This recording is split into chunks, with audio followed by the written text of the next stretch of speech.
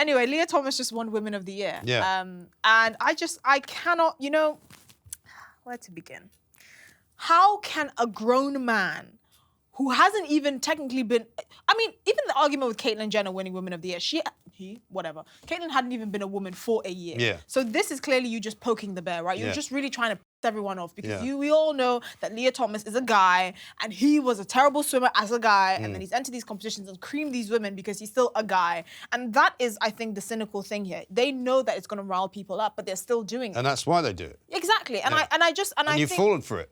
well, that's true, but I do think that something should happen. These organizations need to have consequences because I think when you disrespect women in these ways, there are actually real social consequences that come from that, and you polarize people a lot more because now we're just thinking, oh, these transgenders here, these transgenders there, and I don't really. That doesn't keep me up at night. But this is where you cross the line. That's really getting people off because women have fought for years, for decades, to actually be respected in our sports, and to have this man, which is quite clearly a man, being given the title of Women of the Year by this athletic. What does it mean as well for the other women who might have been in line to be Woman of the Year? There's only one.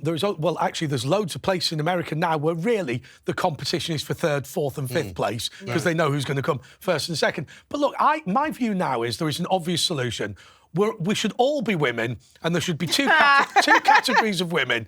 There's the fragrant, attractive ones, and the hairy, smelly ones. Yeah. Right, and just separate it out. I think you will find a lot of feminists fall into the latter category. Yeah, I don't think that's subtle enough, to be honest. But, I take your point. No, but it's just so insulting, and it's so upset, and I think, you people really have a cynical agenda here because I don't think it stops there. Did you see that picture of Biden's, is it health secretary or something like that? The man. Did you see that? No. Oh my gosh. And some assist, I don't know, these people in the kind of Biden's high office, which basically kind of shows what a joke Biden's administration is. And one is a guy, bald head, dress in heels, and the other is a transgender, was in the army as a man. So you know what we're talking about here for decades, and has now become this sort of health secretary or whatever. And I just thought, this is a clown show. This is ridiculous. Yeah. Your administration has become a joke. Because You're telling me in just doing it 330 million people, you couldn't find anyone better. There was that lady in the weightlifting who looked like Meatloaf. Yeah. And I thought,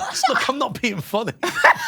She did look like Meatloaf. Yeah. I mean... No, I know. I mean, it's just gone completely I'd do anything bonkers mad. for love, but definitely No, definitely not that. not. Well, I Definitely not mean, that. she might force you.